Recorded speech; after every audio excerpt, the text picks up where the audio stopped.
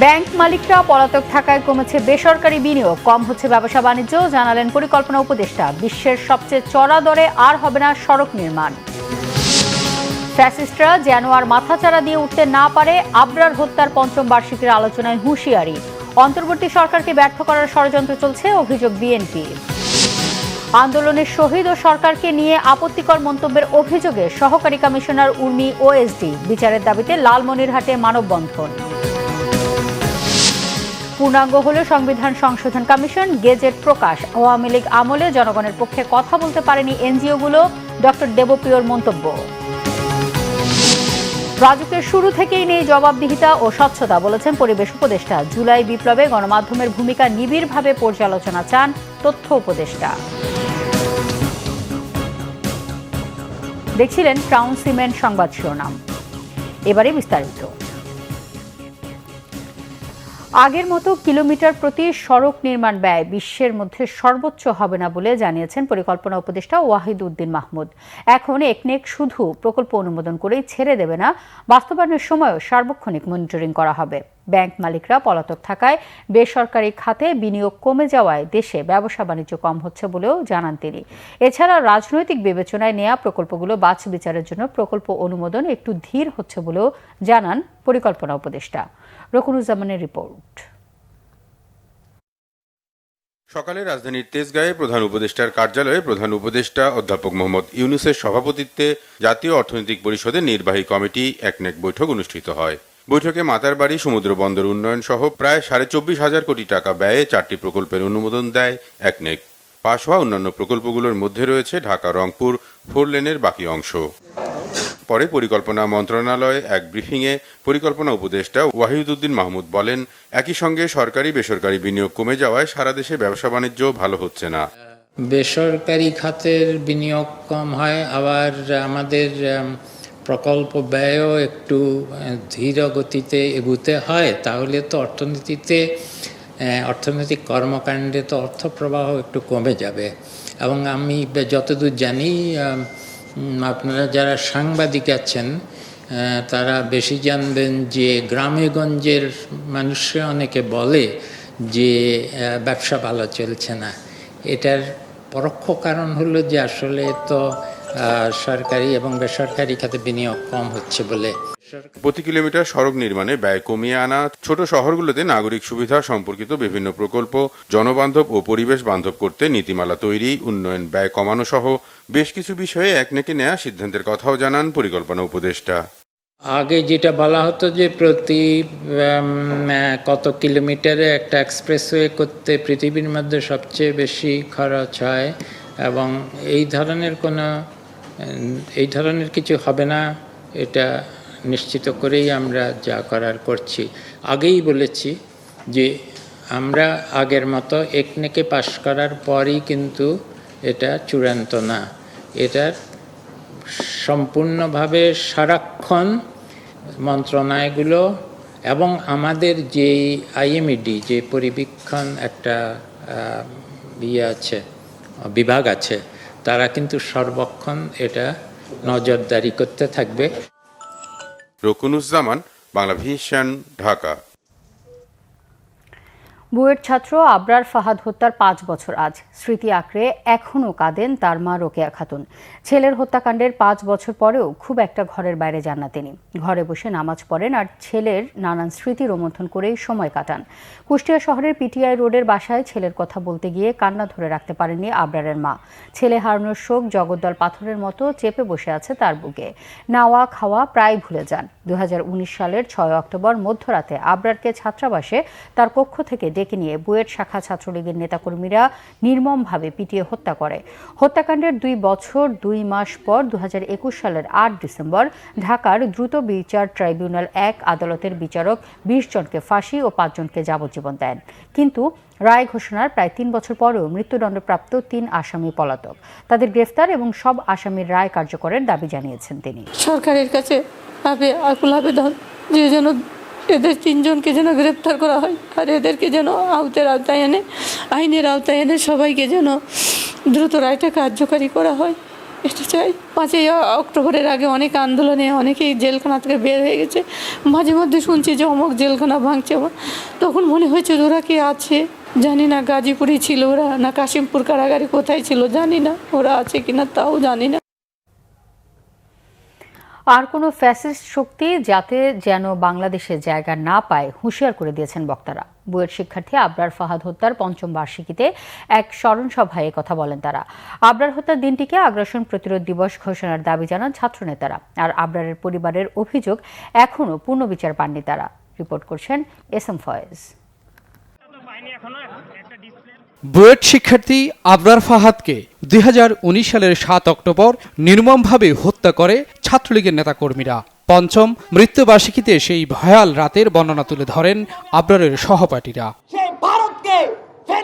আবরার ফাহাদ হত্যাকাণ্ডে জড়িত সব আসামিদের ফাঁসি দ্রুত কার্যকরের দাবি জানিয়েছে তার বাবা ও ছোট ভাই। রায় হয়েছে প্রায় 3 বছর, আমরা তো এখনো আমাদের হত্যার বিচার হয়নি।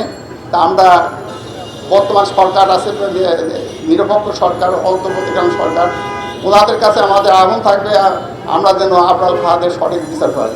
যে বিচার কার্য চলতেছিল তা যেন দ্রুত সম্পন্ন করা হয়। শুধু আবরার ফাহাদ সহ গত 15 বছরে যারা ছিল তাদের প্রত্যেকের যে বিচার যাতে সুষ্ঠুভাবে অন্তর্বর্তীকালীন সরকার করা হয় সেই দাবি জানিয়ে আমি আমার কথা শেষ করি। আবরার ফাহাদ স্মৃতি সংসদের আয়োজনে রাজধানীর পলাশী মোড়ে শাহাদাত বার্ষিকী উপলক্ষে স্মরণ সভায় বুয়েট সহ বিভিন্ন বিশ্ববিদ্যালয়ে ছাত্রলীগের নির্যাতনের কথা তুলে ধরেন বক্তারা।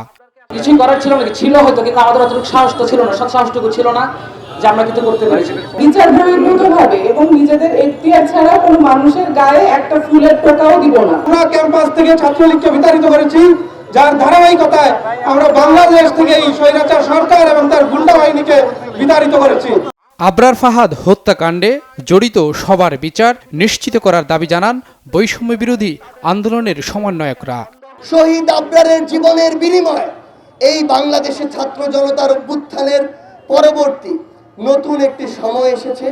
এই সময়ে আপনাদের এই যে কথাগুলো, এই যে অত্যাচার নিপীড়নগুলো, এগুলো তুলে ধরতে হবে, ডকুমেন্ট করতে হবে, যেন ফ্যাসিস্ট হাসিনা এবং তার দোসররা পরবর্তীতে বাংলাদেশে তার ওই যে ফ্যাসিবাদ, তার ওই যে রাজনীতি, অপরাজনীতি, অপসংস্কৃতি এই বাংলাদেশের ইতিহাসে সেগুলোর যেন আর কোনোদিন স্থান না পায়। ক্যাম্পাসে গত 16 বছর ধরে যারা শিক্ষার্থীদের মত প্রকাশে বাধা দিয়েছে, দ্বিমত প্রকাশ করার জন্য যারা ঘন্টার পর ঘন্টা নির্যাতন করেছে, শিবির সন্দেহে যে কোনো নির্যাতনকে যারা রাজনৈতিকভাবে জায়েজ করেছে, তাদের বিষয়ে আমাদের কি সিদ্ধান্ত হবে সেই বিষয়টি আমাদেরকে এই মঞ্চ থেকে স্পষ্ট করতে হবে।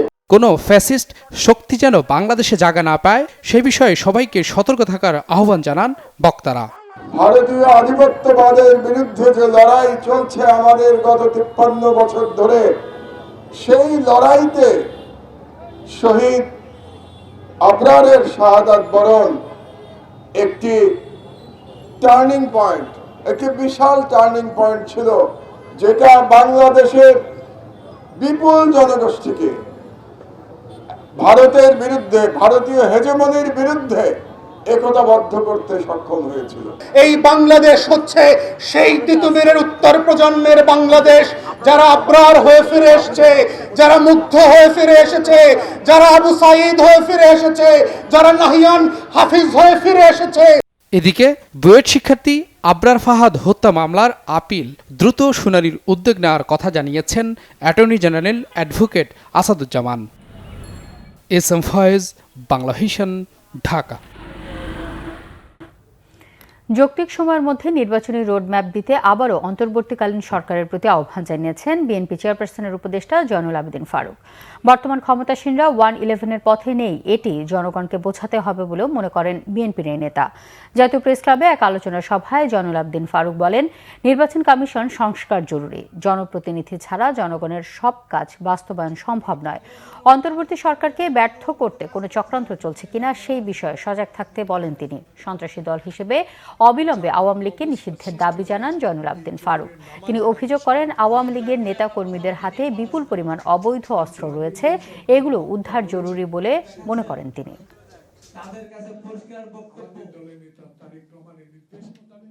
যে একটা যৌক্তিক সময়ের মধ্যে একটা নির্বাচনের রোড ম্যাপ দেওয়া উচিত। কারণ এই রোড ম্যাপ দিলেই জনগণ বিশ্বাস করবে এটা 111 সরকার নয়, এটা ছাত্র জনতা রক্তের বিনিময়ে অর্জিত সরকার। তাই আপনাদের বিশ্বাসটা আনতে হবে জনগণের কাছে। সেই বিশ্বাসটা আনতে হলে সকল আন্দোলনরত রাজনৈতিক দলের সাথে যেভাবে আলোচনা করছেন, তাদের আলোচনা, তাদের সুপারিশ মোতাবেক দেশে একটি নির্বাচনের তারিখ ঘোষণা করা উচিত। লালমনিরহাট জেলা প্রশাসকের কার্যালয়ের সহকারী কমিশনার তাপসী তাবাসসুম উর্মিকে ওএসডি করার পর এবার সাময়িক বরখাস্ত করা হয়েছে। একই সঙ্গে তার বিরুদ্ধে বিভাগীয় ব্যবস্থা নেওয়ার নির্দেশ দেওয়া হয়েছে। জনপ্রশাসন মন্ত্রণালয় থেকে সোমবার এই তথ্য নিশ্চিত করা হয়েছে। সম্প্রতি ব্যক্তিগত ফেসবুকে প্রধান উপদেষ্টাকে নিয়ে লিখে আলোচনায় আসেন তাপসী তাবাসসুম উর্মি। তিনি প্রশ্ন রাখেন, রিসেট বাটনে ক্লিক করে দেশের সব অতীত ইতিহাস মুছে ফেলা কি এতই সহজ? এর আগে অন্য এক স্ট্যাটাসে আবু সাইদ শহীদ কিনা সেই প্রশ্ন রাখেন তিনি। প্রধান উপদেষ্টাকে নিয়ে দেওয়া পোস্টটি ভাইরাল হলে আলোচনা সমালোচনার ঝড় ওঠে। এরপর রবিবার রাতেই তাকে প্রথমে লালমনিরহাট জেলা প্রশাসন থেকে রংপুর বিভাগীয় কমিশনারের কার্যালয়ে বদলি করা হয়। বদলির এই আদেশের অনুলিপি পেয়ে জনপ্রশাসন মন্ত্রণালয় তাকে ওএসডি করে জনপ্রশাসন মন্ত্রণালয়ে বদলি করে। আদেশ পেয়ে সকালে লালমনিরহাট ত্যাগ করেন সহকারী কমিশনার তাপসী তাবাসসুম উর্মি।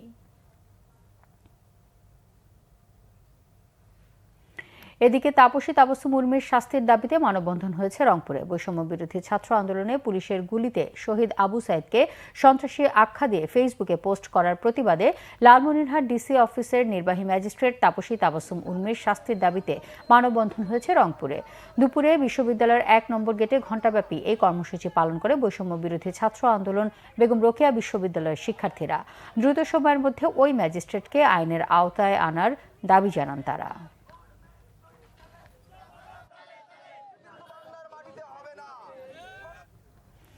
অধ্যাপক ডক্টর আলী রিয়াজকে প্রধান করে গঠিত 9 সদস্যের সংবিধান সংস্কার কমিশনের প্রজ্ঞাপন জারি করেছে সরকার।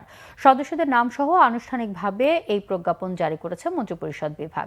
কমিটির অন্য 8 সদস্য হলেন ঢাকা বিশ্ববিদ্যালয়ের আইন বিভাগের অধ্যাপক সুমাইয়া খায়ের ও অধ্যাপক মোহাম্মদ ইকরামুল হক, ব্যারিস্টার ইমরান সিদ্দিকী, সুপ্রিম কোর্টের আইনজীবী শরীফ ভুইয়া, ব্যারিস্টার এম মঈন আলম ফিরোজী, লেখক ফিরোজ আহমেদ, লেখক ও মানবাধিকার কর্মী মোহাম্মদ মুস্তাইন বিল্লাহ এবং শিক্ষার্থী প্রতিনিধি হিসেবে রয়েছেন মোহাম্মদ মাহফুজ আলম। কমিশন 90 দিনের মধ্যে প্রতিবেদন তৈরি করে সরকারের কাছে জমা দেবে।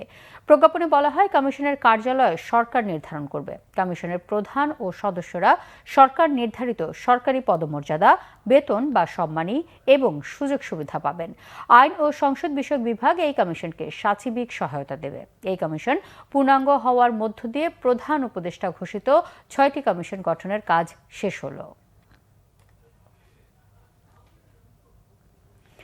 বিগত আওয়ামী লীগ সরকারের আমলে এনজিওগুলোর জনগণের পক্ষে কথা বলার সুযোগ সীমিত ছিল বলে জানিয়েছেন শ্বেতপত্র প্রণয়ন কমিটির প্রধান ডক্টর দেবপ্রিয় ভট্টাচার্য। সরকারি প্রতিষ্ঠানের প্রাতিষ্ঠানিক প্রতিবন্ধকতা ও দুর্নীতির কারণে এনজিওগুলোর কাজ করতে বেশ সমস্যার সৃষ্টি হতো। শ্বেতপত্র কমিটির সাথে এনজিও প্রতিনিধির সাথে বৈঠক শেষে এই তথ্য জানান ডক্টর দেবপ্রিয় ভট্টাচার্য। রিপোর্ট গোলাম মঈনুল আহসানের। দেশের অর্থনীতির প্রকৃত চিত্র জানতে গত 28 আগস্ট শ্বেতপত্র কমিটি গঠন করে অন্তর্বর্তীকালীন সরকার। এই কমিটির ধারাবাহিক বৈঠকের অংশ হিসেবে সোমবার রাজধানী আগারগাঁও এনএসি সম্মেলন কক্ষে এনজিও প্রতিনিধির সাথে বৈঠক করে শ্বেতপত্র কমিটি। বৈঠকে দেশি বিদেশি 78 জন এনজিও প্রতিনিধি অংশ নেন। সকাল 10:30টায় শুরু হওয়া বৈঠক চলে প্রায় 2.5 ঘন্টা। পরে বৈঠক সম্পর্কে ব্রিফ দেন শ্বেতপত্র প্রণয়ন কমিটির প্রধান ডক্টর দেবপ্রিয় ভট্টাচার্য। বেসরকারি উন্নয়ন প্রতিষ্ঠানগুলো কার্যক্রমকে সুষ্ঠুভাবে এবং সংগতভাবে করার ক্ষেত্রে সবচেয়ে অন্যতম বড় বাধা হিসেবে ওনারা দেখছেন বিভিন্ন প্রাতিষ্ঠানিক প্রতিবন্ধকতা এবং তার ভিতরে দুর্নীতি। এবং সেই দুর্নীতি এবং প্রতিবন্ধকতা অনেক সময় ইচ্ছাকৃত, অনেক সময় সরকারি বিভিন্ন নীতি প্রণোদিতভাবে এটা হয়েছে। এইটার ক্ষেত্রে ওনারা সুনির্দিষ্টভাবে বেসরকারি উন্নয়ন প্রতিষ্ঠানকে দেখভাল করার জন্য দায়িত্বপ্রাপ্ত যে প্রতিষ্ঠান আছে তার নাম উল্লেখ করেছেন। তারা স্থানীয় পর্যায়ে জেলা প্রশাসনের কথা উল্লেখ করেছেন। ওনারা আইন রক্ষাকারী বাহিনীর কথা উল্লেখ করেছেন। ওনারা যে সমস্ত সরকারি বিভিন্ন এজেন্সি তথ্য উপাত্ত সংগ্রহ করে তাদের কথা বলেছেন। এনজিও প্রতিনিধিরা জানিয়েছেন সরকারি প্রতিষ্ঠানগুলো তাদের কাজে সমস্যার সৃষ্টি করেছে। একাধিক বিভিন্ন ধরনের নিয়ন্ত্রণমূলক ব্যবস্থা সাম্প্রতিককালে আরোপ করা হয়েছে। এই আরোপ করার মাধ্যমে তাদের কর্মক্ষমতাকে সীমিত করা হয়েছে এবং তাদের ভূমিকাকে, বিশেষ করে জনগণের পক্ষে কথা বলার সুযোগকে সীমিত করা হয়েছে, সেটার কথা বলা হয়েছে। এবং সেই ক্ষেত্রে দুর্নীতি দমন কমিশনও এই আলোচনার বাইরে ছিল না। এনজিওগুলো দেশে উন্নয়ন কাজের স্বীকৃতি চাই বলেও জানিয়েছেন ডক্টর দেবপ্রিয় ভট্টাচার্য। গোলাম মনিউল হাসান, বাংলা ভিশন, ঢাকা। জবাবদিহিতা ও স্বচ্ছতা না থাকায় রাজুকে তরুণ ও বিশেষজ্ঞদের সম্পৃক্ত করে সুস্থ ও সুন্দর নগর গড়ে তোলার উপর জোর দিয়েছেন পরিবেশ, বন ও জলবায়ু উপদেষ্টা সৈয়দা রিজওয়ানা হাসান। বিশ্ব বসতি দিবসের আলোচনায় গৃহায়ন ও গণপূর্ত উপদেষ্টা আদিলুর রহমান খান বলেন, রাজুক সহ নগরের সব সংস্থার সংস্কার দরকার। প্লট বরাদ্দে কোটা বাদ দেওয়ার প্রস্তাবও দেন তিনি। রিপোর্ট সৈয়দ আব্দুল মুহিতের।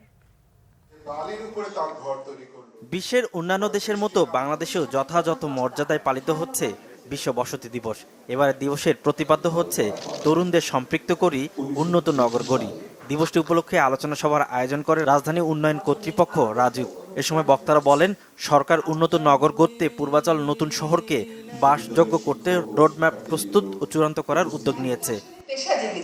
পরিবেশ, বন ও জলবায়ু উপদেষ্টা সৈয়দা রিজওয়ানা হাসান বলেন, রাজুককে জবাবদিহিতার আওতায় আনতে হবে। তিনি বলেন, বসতি মানে শুধু বাড়ি নয়, তা বাসযোগ্য করতে হবে। আর রাজুক খালি কর্তৃপক্ষই থাকলো। এখানে জবাবদিহিতা, স্বচ্ছতা এগুলো আমরা আসলে সত্যিকার অর্থেই দেখিনি। আমি যদি কয়েকজন খালি আমলা দিয়ে মনে করি যে রাজুক আমি চালিয়ে ফেললাম, নগরকে আমি ইনক্লুসিভ করে ফেললাম, এইটা আমার মনে হয় না আমরা সমাধানে পৌঁছাবো বলে। রাজুকের বোর্ডে তরুণ নিলে সমস্যা কোথায়? আমাদের মেট্রো রেলের জন্য মাঠের মধ্যে গিয়ে মেট্রো রেলের সরঞ্জাম রাখতে হবে। আমাদের ধানমন্ডির মাঠগুলো প্রাইভেট ক্লাবকে দিয়ে দেওয়া হয়েছে। এখন সরকারের প্রেক্ষাপট বদলেছে, প্রাইভেট ক্লাবের মালিকানার ধরনও বদলে গেছে, কিন্তু মাঠগুলো তো আর উন্মুক্ত হয়নি। আলোচনায় গৃহায়ন ও গণপূর্ত উপদেষ্টা আদিলুর রহমান খান বলেন, রাজধানী ঢাকা এখন নোংরা শহরে পরিণত। গরিবের আবাসনের ব্যবস্থাকে চ্যালেঞ্জ হিসেবে নিতে চান তিনি।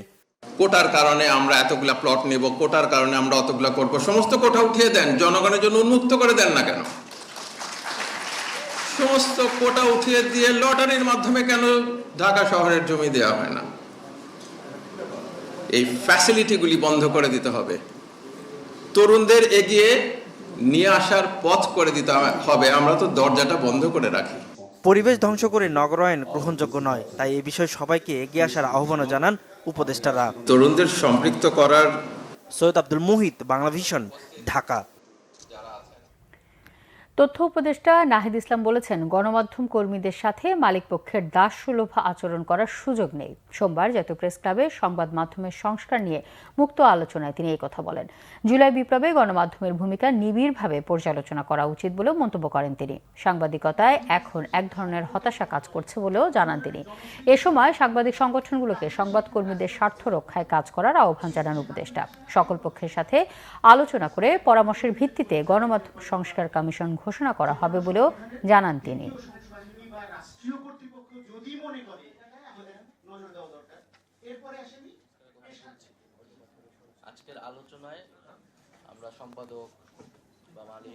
সাংবাদিকতা আসলে যদি পেশা হয় তাহলে সেখানে এই পেশাদারিত্ব রক্ষা করতে হলে অবশ্যই তাকে সেই মর্যাদাটা আসলে দিতে হবে। এখানে মানে দাসসুলভ আচরণ করার আসলে কোনো সুযোগ নেই। আর দ্বিতীয়ত হচ্ছে, আমাদের এখানে সাংবাদিক সংগঠনগুলো রয়েছে, সেই সংগঠনগুলোও সাংবাদিকদের প্রকৃত স্বার্থ রক্ষার জন্য আসলে কাজ করা উচিত। এখানে রাষ্ট্রীয় যে প্রতিষ্ঠানগুলো রয়েছে। জুলাই আন্দোলনে শিশুদের জীবনদান আগামীর প্রেরণা বলে মন্তব্য করেছেন মহিলা ও শিশু বিষয়ক উপদেষ্টা শারমিন এস মুর্শিদ। তিনি বলেন, শিশুদের যোগ্য করে তুলতে পেছনের পাতা উল্টে ফেলার সময় এসেছে। বিশ্ব শিশু দিবস উপলক্ষে আয়োজিত অনুষ্ঠানে তিনি এই মন্তব্য করেন। অনুষ্ঠানে শহীদ পরিবারের সদস্যরা জুলাই হত্যাকাণ্ডের বিচার ও আহতদের চিকিৎসা নিশ্চিতের দাবি জানান। রিপোর্ট রিশান নাসরুল্লাহর। প্রতিটি শিশুর অধিকার রক্ষা আমাদের অঙ্গীকার, এই স্লোগানে এবছর পালিত হচ্ছে বিশ্ব শিশু দিবস। এ উপলক্ষে আয়োজিত অনুষ্ঠানে জুলাই গণ অভ্যুত্থানে নিহত 105 শিশুর পরিবারকে সম্মাননা অর্থ সহায়তা দেয় মহিলা ও শিশু বিষয়ক মন্ত্রণালয়। অনুষ্ঠানে নিজেদের অভিব্যক্তি জানিয়ে শহীদ শিশুদের পরিবারের সদস্যরা বলেন, বৈষম্য বিরোধী আন্দোলনে নিহতদের মর্যাদা নিশ্চিত করতে হবে। প্রত্যেকটা পুলিশ যারা গুলি চালিয়েছেন তারা এখনো তাদের শপথে সঠিকভাবে এখনো তারা বিতরণ করছে এই বাংলাদেশে। আমরা দেখছি না, আমরা শহীদ পরিবাররা দেখতে পারছি না এরকম কত পুলিশকে ধরা হয়েছে, বিচারের আওতায় আনা হয়েছে। আমাদের দাবি আপনারা তাদের বিচার করেন, শহীদ পরিবারের পাশে দাঁড়ান। জীবন প্রদীপার অল্পতেই অঙ্কুরেই ঝরে না যায়।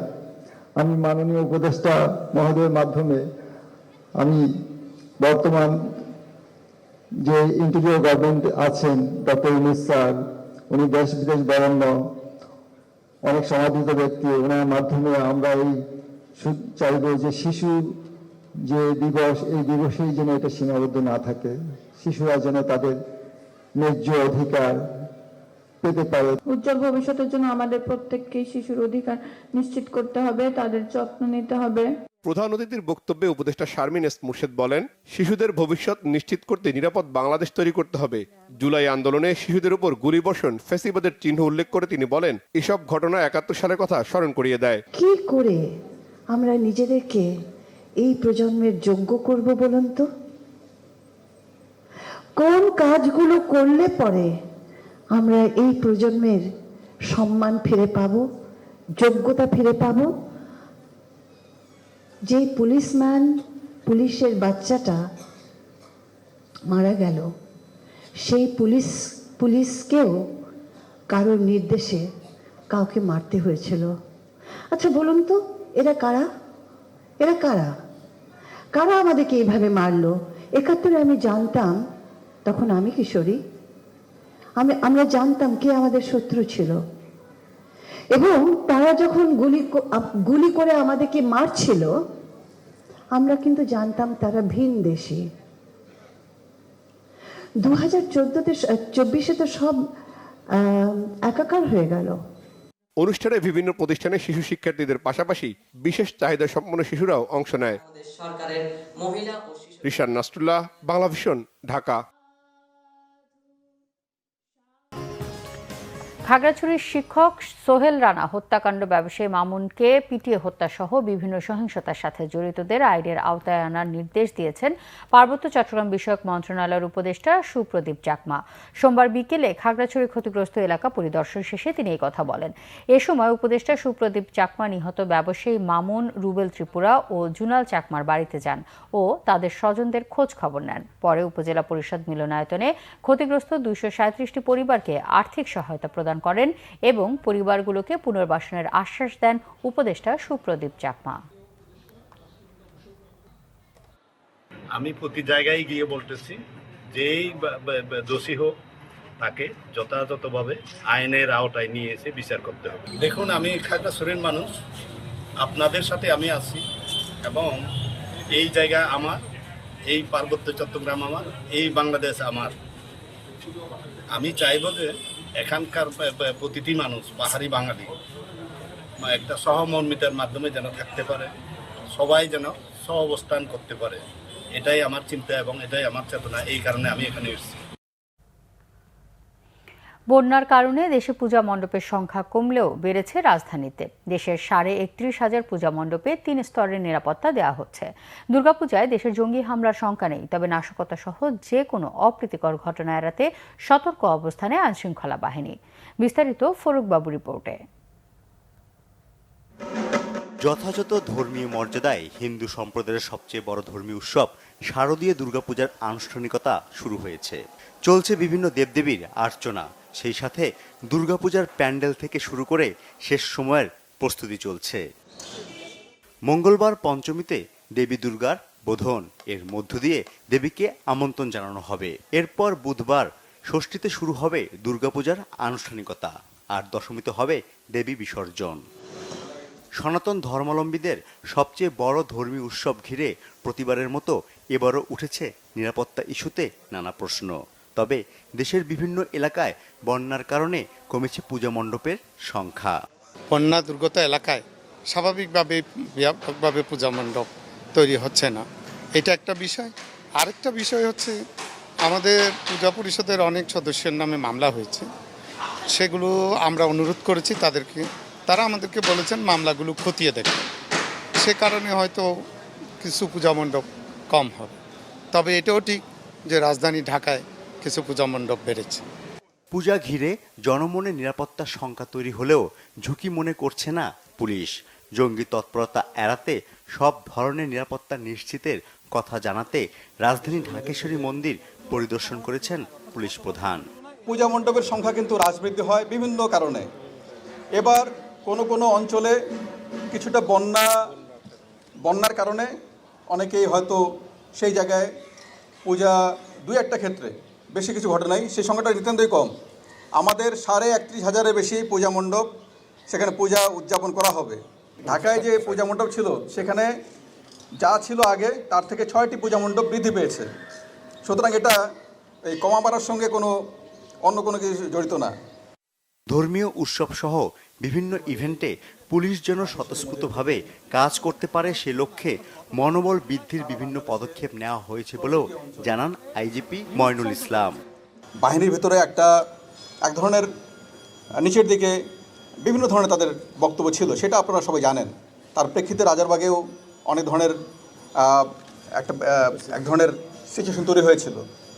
আমরা সেই জায়গা থেকে তাদের হৃত মনোবল, হারানো মনোবল, সেটা ফিরিয়ে আনার জন্য যে কার্যক্রম সেগুলি কিন্তু চলমান আছে এবং ইতিমধ্যে সবাই কাজ করছে সব জায়গায়। সোশ্যাল মিডিয়াতে গুজব ঠেকাতে আলাদা মনিটরিং সেল গঠন করা হয়েছে বলেও জানান আইজিপি। ফররুখ বাবু, বাংলা ভিশন, ঢাকা। সুষ্ঠু নির্বাচন দিলে শেখ হাসিনাকে পালাতে হতো না বলে মন্তব্য করেছেন বিএনপি চেয়ারপারসনের উপদেষ্টা আব্দুস সালাম। শারদীয় দুর্গাপূজা উপলক্ষে রাতে রাজধানীর লালবাগ এলাকায় সনাতন ধর্মাবলম্বীদের সাথে মতবিনিময় করেন বিএনপি চেয়ারপারসনের উপদেষ্টা আব্দুস সালাম। এ সময় তিনি বলেন, বাংলাদেশ সাম্প্রদায়িক সম্প্রীতির দেশ, এখানে সাম্প্রদায়িকতার কোনো স্থান নেই। সবাই বাংলাদেশি, কেউ সংখ্যালঘু নয়। নির্বিঘ্ন দুর্গাপূজা উদযাপন করতে সনাতন ধর্মাবলম্বীদের প্রতি আহ্বান জানান তিনি। বলেন, বিএনপি ও অঙ্গ সংগঠনের নেতাকর্মীরা দুর্গাপূজা মণ্ডপের নিরাপত্তা কাজ করবে। বিএনপি চেয়ারপারসন বেগম খালেদা জিয়া ও ভারপ্রাপ্ত চেয়ারম্যান তারেক রহমানের পক্ষ থেকে সনাতন ধর্মাবলম্বীদের অগ্রিম দুর্গাপূজার শুভেচ্ছা জানান আব্দুস সালাম। দীর্ঘদিন একই জায়গায় পোস্টিং নিয়ে সীমাহীন দুর্নীতি আর অর্থ লুটপাটের অভিযোগ বাগেরহাটের মোরেলগঞ্জ উপজেলা স্বাস্থ্য ও পরিবার পরিকল্পনা কর্মকর্তা ডাক্তার শর্মী রায়ের বিরুদ্ধে। স্বাস্থ্য মন্ত্রণালয়ের তদন্তে তা প্রমাণ হলেও অজ্ঞাত কারণে তিনি ধরাছোঁয়ার বাইরে। সব অভিযোগের বিরুদ্ধে ব্যবস্থা নেওয়ার আশ্বাস স্বাস্থ্য অধিদপ্তরের মহাপরিচালক অধ্যাপক ডাক্তার নাজমুল হাসানের। বাগেরহাট প্রতিনিধি মোল্লা মাসুদুল হকের সহায়তায় আরও জানাচ্ছেন মুহিবুল্লাহ মুহিব। বাগেরহাটের মোরেলগঞ্জ উপজেলা স্বাস্থ্য ও পরিবার পরিকল্পনা কর্মকর্তা ডাক্তার শর্মী রায়ের বিরুদ্ধে এই ঝাড়ু মিছিল এলাকাবাসীর। অভিযোগ রয়েছে শর্মী রায় সহ হাসপাতালের হিসাব রক্ষক সোহেল ফরাজি এবং এমটিপিআই দীপক কুমার রায় মিলে স্থানীয় স্বেচ্ছাসেবকদের জন্য বরাদ্দকৃত $1.5 কোটি টাকা আত্মসাৎ করেছেন।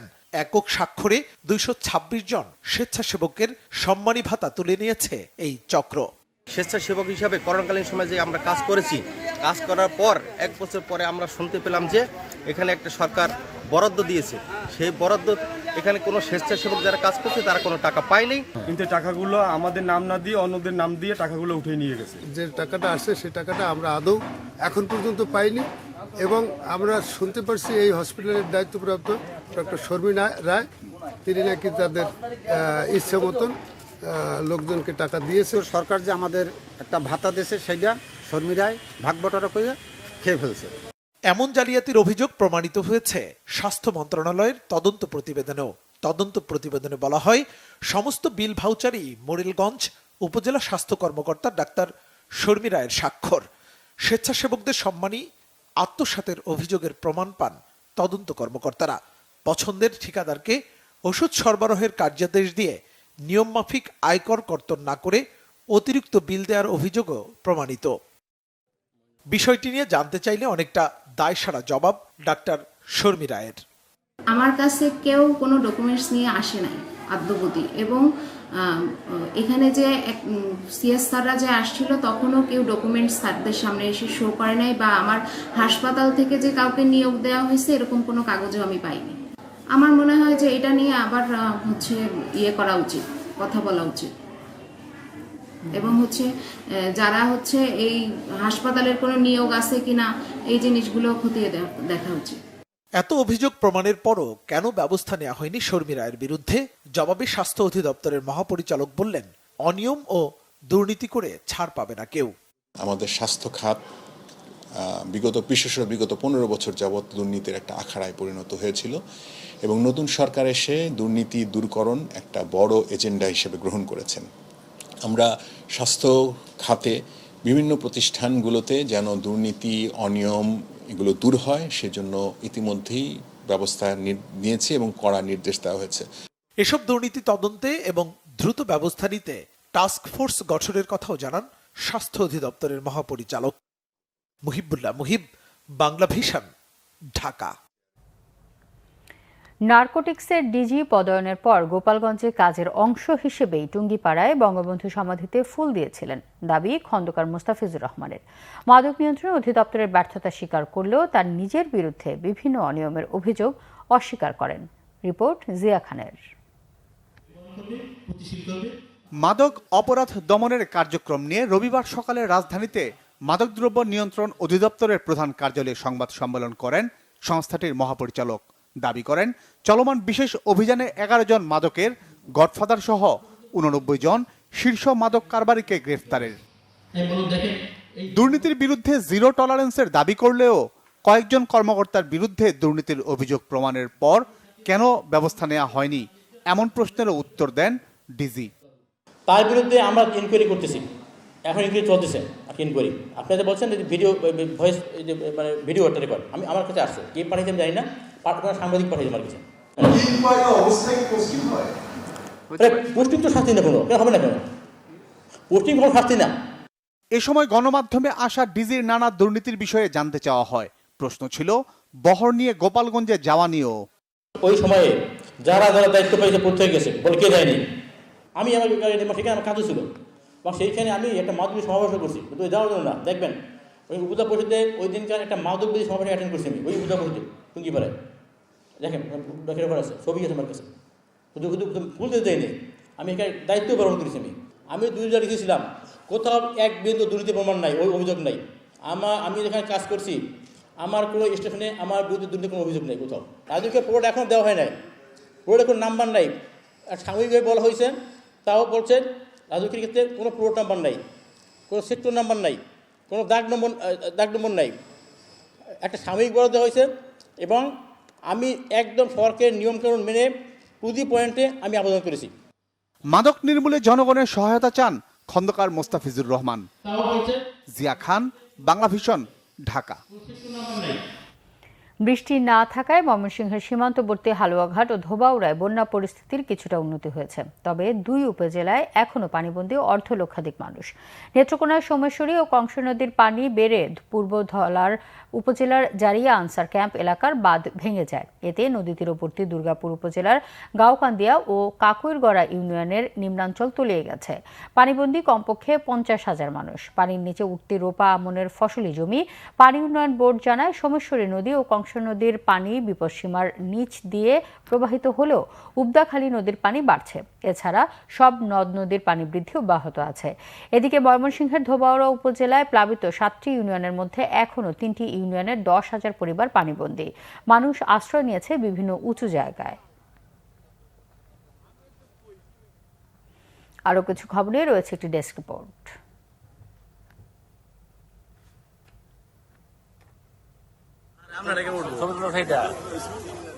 ময়মনসিংহের হালুয়াঘাট উপজেলার বিভিন্ন এলাকার বন্যার্তদের মাঝে ত্রাণ সামগ্রী বিতরণ করেন বিএনপির যুগ্ম মহাসচিব সৈয়দ ইমরান সালেহ প্রিন্স। এ সময় তিনি বানভাসীদের ধৈর্য ধরে পরিস্থিতি মোকাবেলার জন্য আহ্বান জানান। পরে দলীয় নেতাকর্মীদের সাথে নিয়ে বন্যা দুর্গত এলাকা পরিদর্শন করেন তিনি। শান্তিপূর্ণ পরিবেশে পূজা উদযাপনের লক্ষ্যে রাজধানীর ঢাকেশ্বরী মন্দির পরিদর্শন করেছেন মহানগর বিএনপি নেতা হামিদুর রহমান হামিদ ও 33 নম্বর ওয়ার্ডের সাবেক কাউন্সিলর মামুন আহমেদ। দলীয় নেতাকর্মীদের সাথে নিয়ে মন্দির পরিদর্শন করেন তিনি। এ সময় তিনি মন্দির কমিটির সদস্যদের সাথে মতবিনিময় করেন। গুজবে কান না দেওয়ার আহ্বান জানান বিএনপির নেতা। চাঁদপুরের কচুয়ার ৩৯টি পূজা মণ্ডপে নগদ অর্থ সহায়তা দিয়েছে কচুয়া উপজেলা বিএনপি। সাচার জগন্নাথ ধাম মন্দিরে এ কর্মসূচি শেষে হয় সংক্ষিপ্ত মতবিনিময় সভা। ইবিএল ও মাস্টার কার্ডের সাথে অংশীদারিত্বের মাধ্যমে অরেঞ্জ ক্লাব সদস্যদের জন্য 3টি নতুন ব্র্যান্ডেড কার্ডের উদ্বোধন করেছে বাংলালিংক। কার্ডগুলো হলো Mastercard world credit card, Mastercard titanium credit card ও মাস্টার কার্ড প্রিপেইড কার্ড। অনুষ্ঠানে উপস্থিত ছিলেন বাংলালিংকের সিইও অরিক অস, স্টান ব্যাংক পিএলসি এর ব্যবস্থাপনা পরিচালক আলী রেজা ইফতেখার এবং কান্ট্রি ম্যানেজার সৈয়দ মোহাম্মদ কামাল সহ আরও অনেকে। হবিগঞ্জে আল আরাফা ইসলামী ব্যাংক পিএলসি এর 226তম শাখার উদ্বোধন করা হয়েছে। শহরের বাণিজ্যিক এলাকায় এ শাখার উদ্বোধন করেন ব্যাংকের ব্যবস্থাপনা পরিচালক ও সিইও ফরমান আর চৌধুরী। আরও উপস্থিত ছিলেন সিলেট জোনের senior executive vice president Abdur Rahman, vice president engineer Habibullah, উপব্যবস্থাপনা পরিচালক আমিনুল ইসলাম ভুইয়া সহ বিভিন্ন কর্মকর্তারা। পরিবেশ দূষণের প্রতিবাদে মানববন্ধন করেছে উত্তরা ইউনিভার্সিটির শিক্ষার্থীরা। ক্যাম্পাস সংলগ্ন এলাকায় এ মানববন্ধন করেন তারা। এ সময় উপস্থিত ছিলেন বিশ্ববিদ্যালয়ের উপাচার্য অধ্যাপক ডক্টর ইয়াসমিন আরা লেখা, উপ উপাচার্য অধ্যাপক ডক্টর গৌর গোবিন্দ গোস্বামী সহ অন্য শিক্ষকরা। Bangla vision news desk. সংবাদ শেষ করব ক্রাউন সিমেন্ট শিরোনামগুলো আরেকবার জানি। ব্যাংক মালিকরা পলাতক থাকায় কমেছে বেসরকারি বিনিয়োগ, কম হচ্ছে ব্যবসা বাণিজ্য, জানালেন পরিকল্পনা উপদেষ্টা। বিশ্বের সবচেয়ে চড়া দরে আর হবে না সড়ক নির্মাণ। ফ্যাসিস্টরা যেন আর মাথা চাড়া দিয়ে না উঠতে পারে, আবরার হত্যার ৫ম বার্ষিকীর আলোচনায় হুঁশিয়ারি। অন্তর্বর্তী সরকারকে ব্যর্থ করার ষড়যন্ত্র চলছে, অভিযোগ বিএনপির। আন্দোলনের শহীদ ও সরকারকে নিয়ে আপত্তিকর মন্তব্যের অভিযোগে সহকারী কমিশনার উর্মির ওএসডি বিচারের দাবিতে লালমনিরহাটে মানববন্ধন। পূর্ণাঙ্গ হল সংবিধান সংশোধন কমিশন, গেজেট প্রকাশ। আওয়ামী লীগ আমলে জনগণের পক্ষে কথা বলতে পারেনি এনজিওগুলো, ডক্টর দেবপ্রিয়র মন্তব্য। রাজুকের শুরু থেকেই নেই জবাবদিহিতা ও স্বচ্ছতা, বলেছেন পরিবেশ উপদেষ্টা। জুলাই বিপ্লবে গণমাধ্যমের ভূমিকা নিবিড়ভাবে পর্যালোচনা চান তথ্য উপদেষ্টা। এই ছিল এখনকার মতো। পরের সংবাদ রাত 1টায় দেখার আমন্ত্রণ রইল। এছাড়া বাংলা ভিশন সংবাদ ও সংবাদ সংশ্লিষ্ট অনুষ্ঠান দেখতে ভিজিট করুন www.bbnews24.com ও facebook.com/banglavisionnews এবং সাবস্ক্রাইব করুন youtube.com/banglavisionnews। ধন্যবাদ।